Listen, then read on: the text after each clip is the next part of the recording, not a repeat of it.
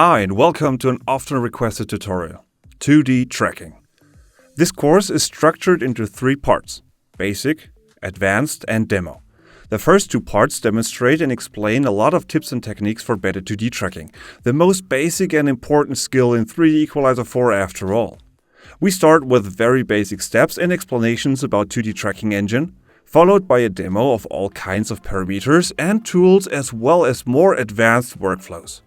Part 3 shows a tracking task covering a lot of common problems and challenges that might come up on an average day as a match-moving artist. Further, in the description, all topics will be listed with a timestamp, so feel free to use it to look up something whenever you face a certain problem with 2D tracking. Okay, so welcome to Part 1, Basic 2D Tracking. Alright, let's jump right in. 3DEqualizer4 is open and our beloved sequence STA was imported. This sequence and most of these shown in this video can be downloaded from section download at 3dequalizer.com. So, what's the most basic thing we need for 2D tracking? Right, a feature. Luckily, here are plenty on the wall. Floor, table, monitor, box, basically every flat surface with visible structure on it is suitable. But we talk about this in detail a little later. For now, let's choose a random feature on the wall and go to the next important thing for tracking, the 2D tracking point. Nice!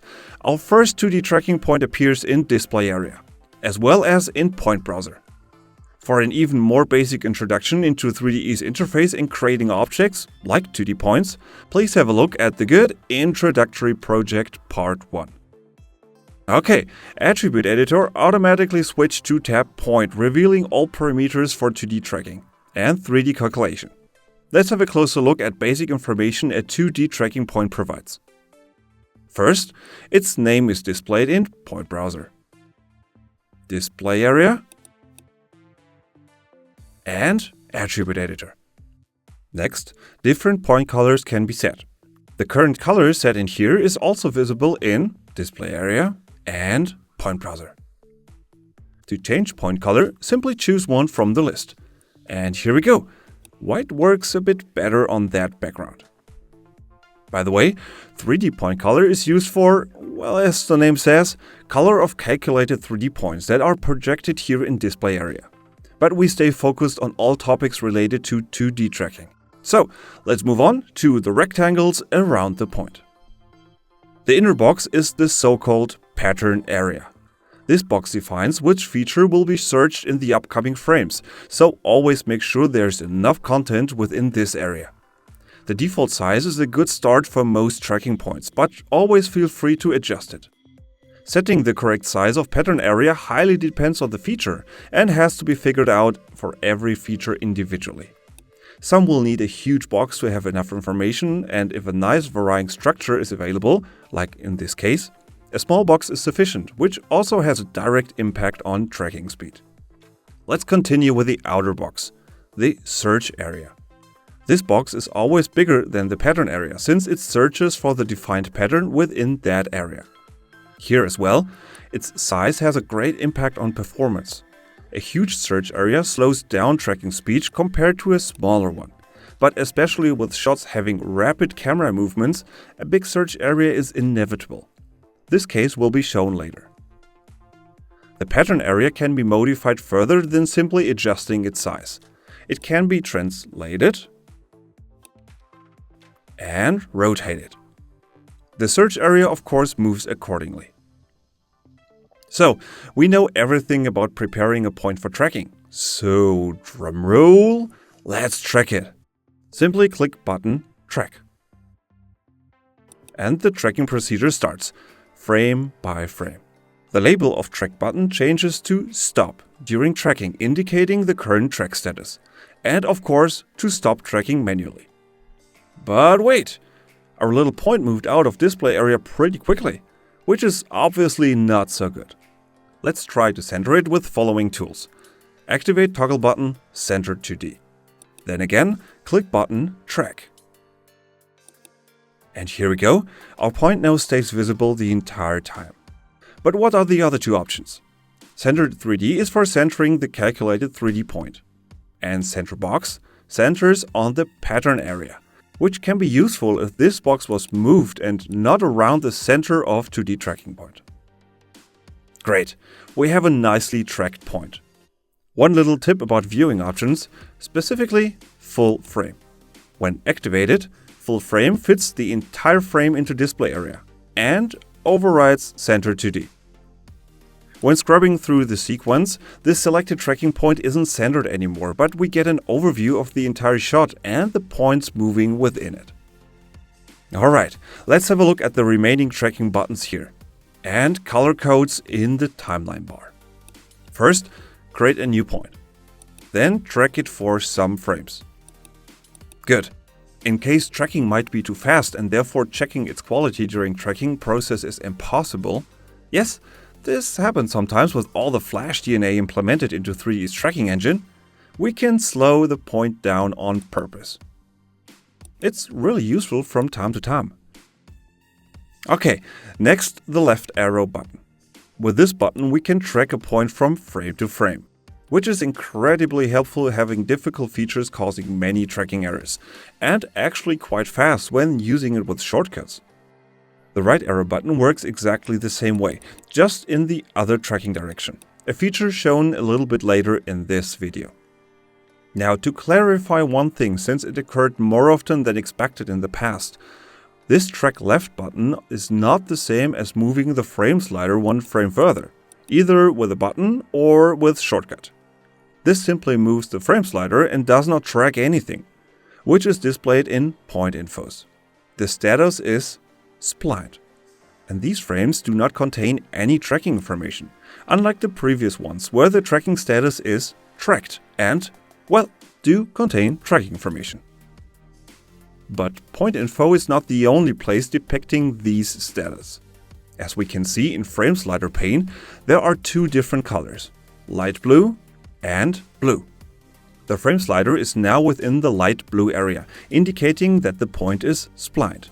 All the frames colored in blue depict tracked frames. This helps quickly identifying all tracking status at one glimpse and, for example, immediately detect non-tracked frames.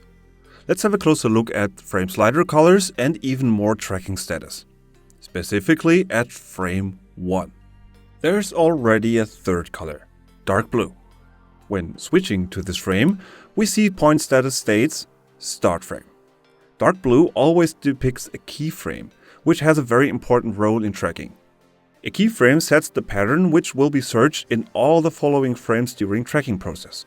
Obviously, a point's first frame is always a keyframe.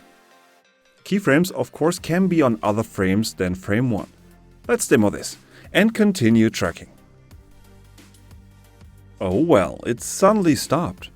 This happens due to a variety of reasons, and we will investigate these reasons in detail later during this course. For now, we have to modify the current tracking point and increase size of search area. Watch the frame slider and point info. A new keyframe was created, again depicted by the dark blue color. All frames after this keyframe will use the pattern defined in this frame instead of frame 1.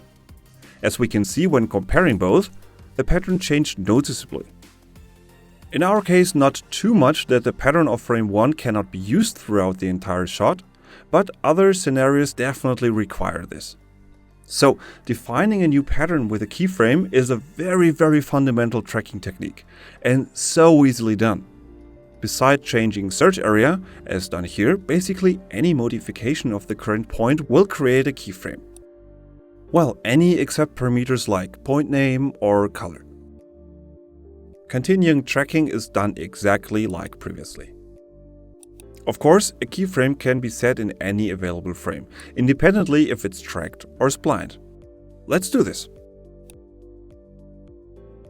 All frames after the keyframe became light blue again, making them splined frames. Does it?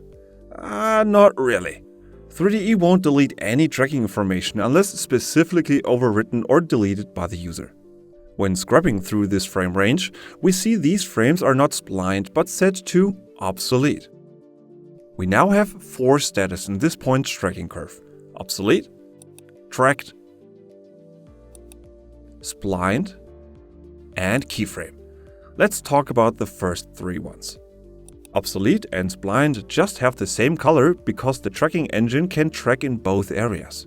For tracking behavior, both tracking status are treated the same. The difference of these status is simple. It's basically about the ability of modification and tracking information. Tracked frames contain tracking information and cannot be overridden by the tracking engine.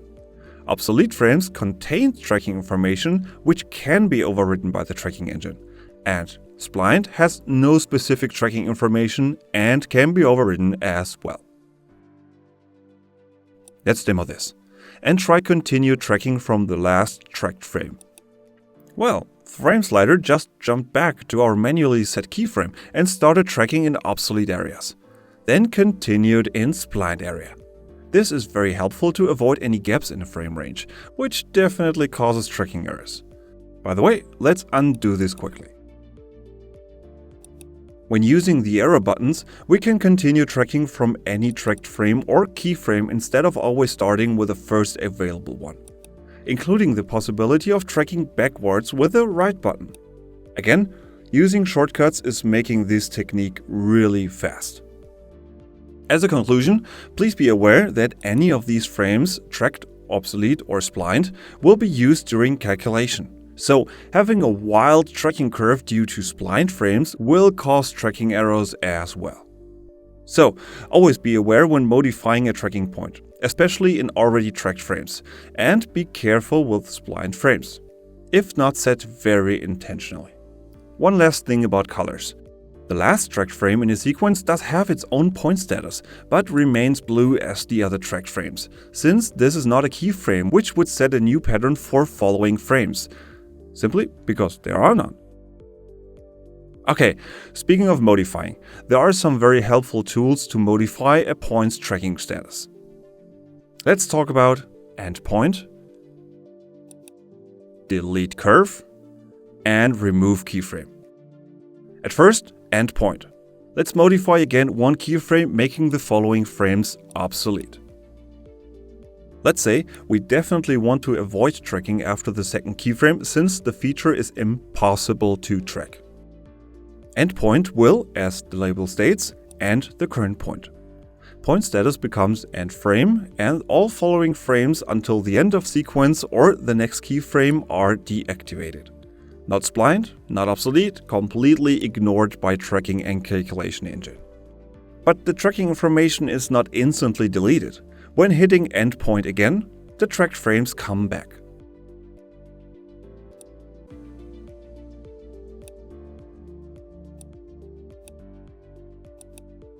Okay, tracking now starts at the next keyframe. Now we do have a gap in our tracking curve, but it was set intentionally. 3DE4 of course considers this, since it was the decision of a conscious person. At least in most cases. Continue to the other two modification functions. With menu item Edit, Delete Curve, it is possible to delete a tracking curve entirely, all frames after the current one, or all frames before the current one. Now delete from beginning and until end, leaving a very lonely keyframe. To remove it, we could again delete the entire curve, or use function remove keyframe, found in menu and as button in display area. This function of course can be used on any keyframe in a tracking curve, with different results depending on the following frames. Exactly like endpoint.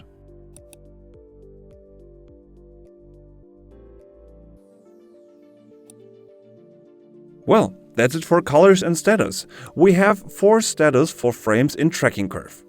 Tracked, obsolete, splined, and keyframe, each depicted with a color in frame slider. Light blue for obsolete and splined frames, blue for tracked frames, and dark blue for keyframes. One important point parameter connected to this status is direction. Create a new point anywhere in the middle of the sequence and track it until end. Well, at least as long as it's visible.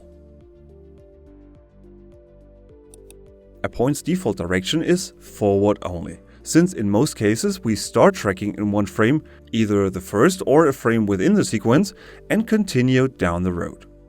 But it's also impossible to track in the other direction, namely set direction to backward only, meaning it tracks all frames from right to left. Now, two things happened. The current frame became a start frame, and the first frame in FrameSlider an end frame. All frames in between are left untouched. A tracked, splined, or obsolete frame doesn't care about direction. Okay, go to the most left frame and convert end frame to keyframe with button and point. Here we go. A nice clean tracking curve is ahead of us. Or, well, behind if reading the sequence frame numbers from right to left. Tracking engine now continues tracking to the sequence's first frame. Simply remember, backwards tracking goes from right to left, forward tracking from left to right. So far so good, nothing complicated. Just be aware of two issues. First, delete curve doesn't care about direction either. Independently from set tracking direction, until end and from beginning still means according to the sequence frame numbers, so from left to right. This makes it pretty easy to handle since this function always reacts the same independently from any set direction. Second, endpoint on the other hand really cares about direction. As we learned, this function has a direct impact on all following frames of the tracking curve, meaning it will deactivate all frames until end of tracking curve or next keyframe. And again, since direction is reverse, so are next and previous keyframe. Ending a tracking curve from end to start is quite weird anyway. Okay, quickly a last info about direction. When creating a point on the last frame, it automatically becomes a backward point. Well, what should it track after the last frame anyway? And creating a point holding keys Ctrl-Shift creates a backward point in any frame.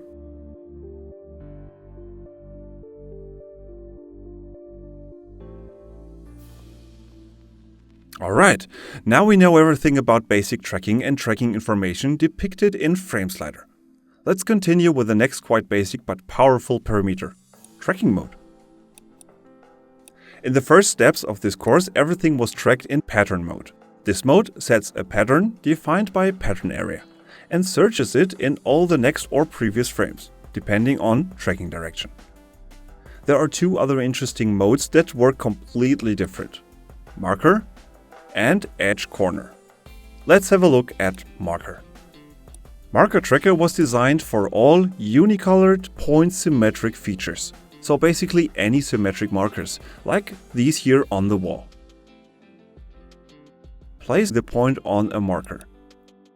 The most fundamental difference to a pattern tracker is centering the point on the feature. Since it needs a symmetric feature for tracking, it has to be, well, in the center of it. To center a marker tracking point on its marker, simply click Gauge Marker, sometimes multiple times so it centers perfectly. To see if a marker is centered well, we can click and hold Gauge Marker and have a look at the detected borders. Looks good! 3DE4 offers a little help with gauging a marker. It can be done automatically. Simply turn on Options, Gauge Marker automatically. Now, every time a marker point is placed on a marker, 3DE tries to center it completely on its own. Having markers that can be distinguished from its surroundings quite well, this option definitely speeds up a lot when tracking a lot of markers in a shot. Okay, so just start tracking again. And we can see the tracking procedure is not so different. Tracking engine also looks for the marker in the next frame, just like pattern tracker. From now on, we can apply everything we learned so far. Search box has the same purpose, like direction or deleting parts of the tracking curve. There's just one little useful function left to demo with markers. Extrapolate tracking position. In case of many markers in a quite small area, best example is a mocap project, we can use the tracking information of neighboring points to improve tracking quality of a current tracking point. Like we see here, the tracking point jumps around since too many similar markers are beside it. Reducing search area isn't an option. The point would just jump away from the marker as well, since the marker wouldn't be found in the next frame, if its movement from one frame to the other is too big. So, if we have at least 3 other points in the surrounding area, this mode takes their tracking curve and predicts where the current marker will be in the next frame. Set option Extrapolate tracking position to using neighboring points. And wait for the magic.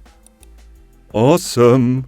Especially in a mocap project, chances are quite high that the current marker moves very similar to the other ones around it, and therefore prediction of its movement might be successful. Like here. Let's continue with the third tracking mode, Edge Corner Tracker. It's a mode for quite rare situations, but very useful facing certain problems, as demonstrated in the next chapter. Although some people on an island might say it should leave 3DE4, we definitely vote for remain, and like to see the trackers stay together, since it definitely has a purpose, despite being a bit quirky. Okay, let's say we'd like to track the blue corner of this wildly moving flag. Not so easy for Pattern Tracker. The pattern is deforming quite much throughout the shot, so the initially set pattern won't be found at a certain point. Further, this pattern is so-called scale invariant, meaning the pattern box could be extended a lot without adding any more information. This causes some issues with the scaling parameter, but this function is shown in detail a little bit later. So, delete the tracking curve. Then set it to Edge Corner. Like with marker tracking, a corner tracker also has to be gauged to adjust itself perfectly on the corner. Great, so track the bad boy. And we see it stays perfectly on the corner. Nice.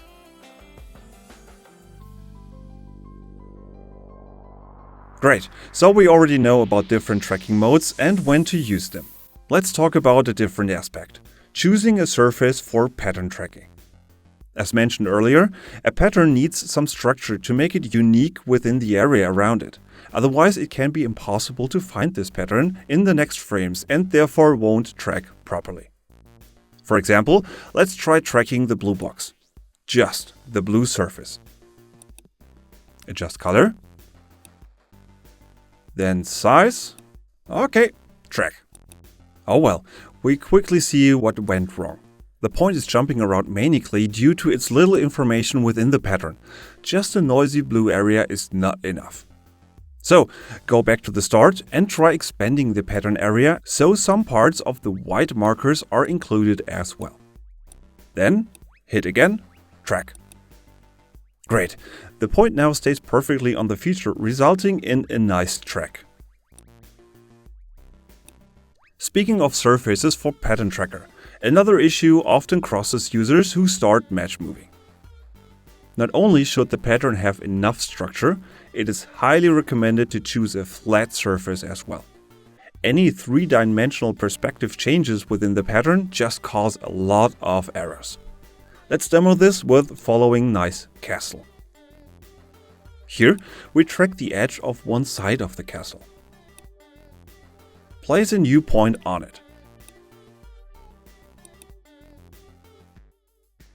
Then track. And yeah, it jumps around like on the blue box. Having a closer look at the pattern, we quickly see why. The camera moves around the castle, hiding more and more of its left side, resulting in a drastic change of the initially defined pattern. A huge no-go when it comes to 2D tracking. In case we really need to track this feature, we can translate the pattern area so it covers only one side of the wall, the one facing the camera. So, track it again, and boom! Now everything is working since only one wall is considered and a flat surface defines the pattern.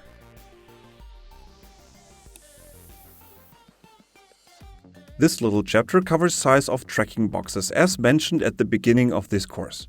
So, create a new point. And track it with its default sizes. Looks quite good. Until now.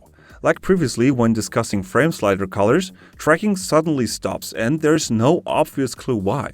The pattern didn't change much, or camera isn't too shaky. When we have a closer look at the previous and next frame, with disabled 2D centering, we quickly see that the feature moves quite a distance on the screen. Much more than in the first frames. This indicates the search area might be too small. The area scanned for the defined pattern is limited by the search area. Since the feature seems to move outside of this limited area, we simply have to increase its size. A new keyframe was created, and all tracked frames after it became split.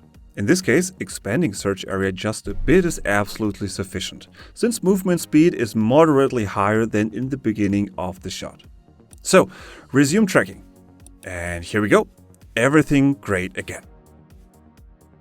Now, let's have a quick look at why not just simply set a huge area to avoid such problems in the first place.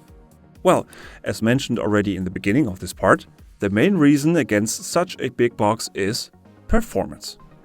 Another reason is that chances of finding the defined pattern in a completely different place within the shot having a huge area to search in. Very simple. A very similar pattern might be found on a different spot, which might lead the tracking engine to confuse both patterns and continue tracking at the wrong position.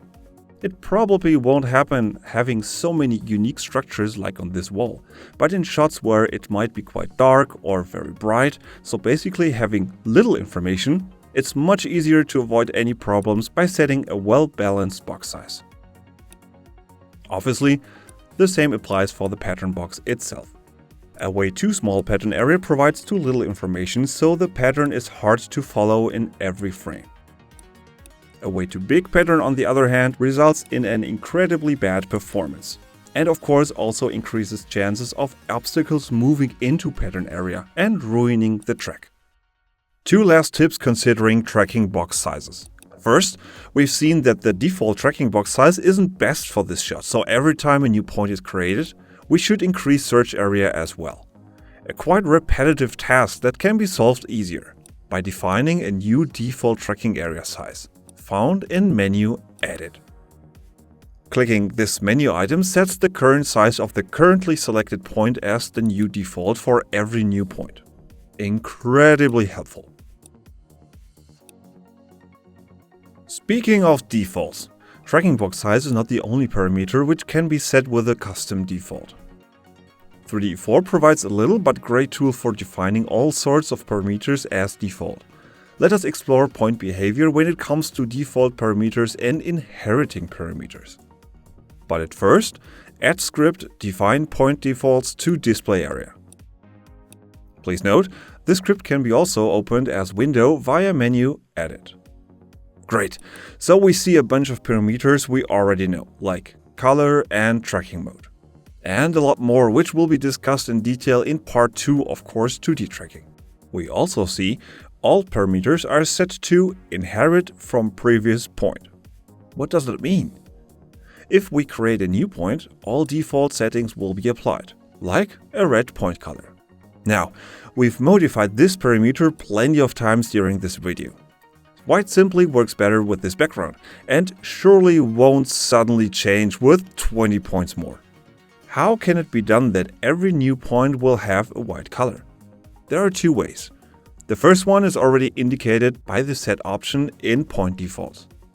If a tracking point is selected while creating a new one, all of its currently set parameters will be inherited to the new one. Ta-da! A new white colored point. Just as a reminder, no selected point, and the new point is red again. Good. The second way is defining a default point color via our sweet powerful script. Set this parameter to white. From now on, all new points will have this 2D color, independently if another point is selected or not. Defining a new default overrides the inherit feature.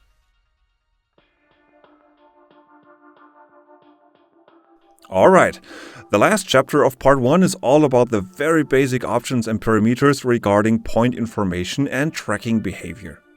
Part 2 continues with all these little tools and functions for improving and analyzing 2D tracking and how to use them in certain situations. Let's start with some view options. At first, deactivate Show FOV, the field of view. This option controls if the field of view should be displayed.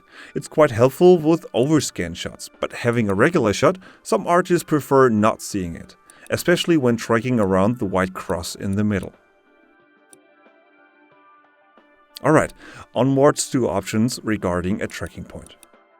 With a tracked point selected, activate option Show Tracking Curve. A shaky line appears, depicting the 2D coordinates of the tracking point throughout the tracked frames. So basically, its movement in the shot. This is quite helpful to detect any tracking errors.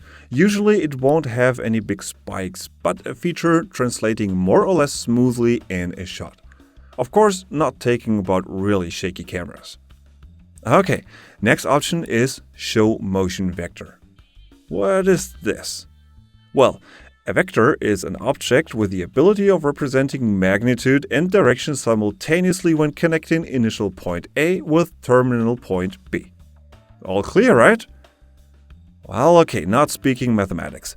It basically shows how fast and in which direction the point is moving in the current frame. If the vector is longer, speed is higher from one frame to the other. This is helpful, for example, to adjust tracking box sizes. Now let's have a look at point infos and what kind of infos are available. This option defines which stats should be displayed below the tracking point. With default settings, tracking deviation, point names, and keyframe status are activated. The latter two are pretty self-explaining. But what is tracking deviation? Let's track a new point to demonstrate that really useful option. And this leads directly to another viewing option we've seen plenty of times in this course, but not discussed yet.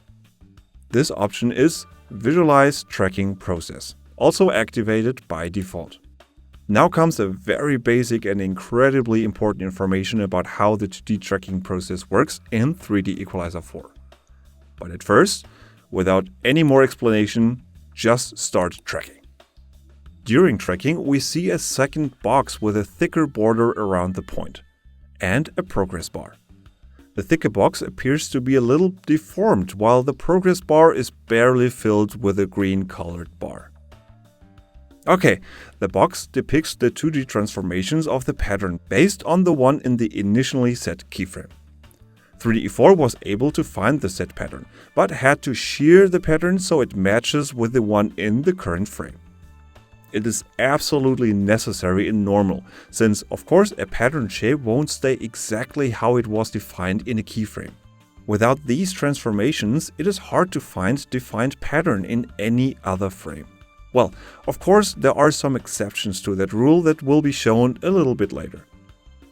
So, what is the progress bar depicting? It simply displays the tracking deviation. If the deviation is too high and the progress bar is almost full in colored red, there's a good chance tracking stops or the point will jump away. So both options are really helpful determining tracking quality directly during tracking. Later in this course, we will have more detailed examples how to use the information provided by tracking process boxes and how to manipulate their behavior in certain situations. Good, back to the other point infos, which are shown pretty quickly. The only ones left are Show Survey Mode and Show Weight. Survey Mode defines a point's type during calculation, and weight, well, it's weight in the calculation process. Menu Show Point Infos defines if these stats should be displayed just for the currently selected point, or all points, or none. Alright, next options also just define how to display a tracking point. Show Tracking Boxes sets the visibility of, well, how the label indicates the tracking boxes. Sometimes it can be handy to quickly toggle them with a set shortcut. Show Points defines if points of the current or all point groups should be visible in display area. Let's demo this.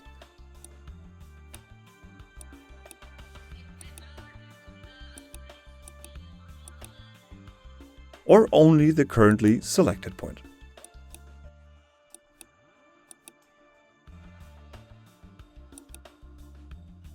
Okay, that's it with the very basic information and attributes about 2D points in 3DEqualizer4. We learned about their setup regarding pattern and search box, status like tracked and splined frames, and their colors, tracking direction, marker and corner tracker, and the impact of tracking box sizes. Part 2 will utilize all this knowledge to explain all the remaining parameters in Attribute Editor and demonstrate a variety of workflows. See you in a bit then!